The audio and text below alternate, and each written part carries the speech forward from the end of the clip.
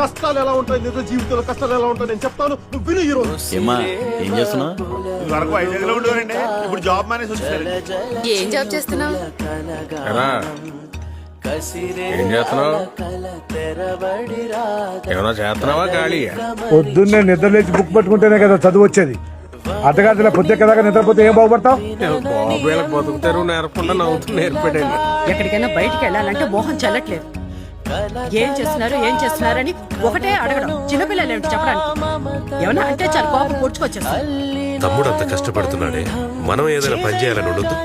ఈ ఇంట్లో 3 ఫ్యామిలీలు మారాయి, 5 సార్లు పెయింట్ మార్చారు, కానీ నీలోనేరా ఏ మార్పు లేదు. నీ వయసు వాళ్ళందరూ చక్కగా చదువుకుని పెళ్లిళ్ళు చేసుకుని పిల్లా జల్లాతో హాయిగా ఉన్నారు.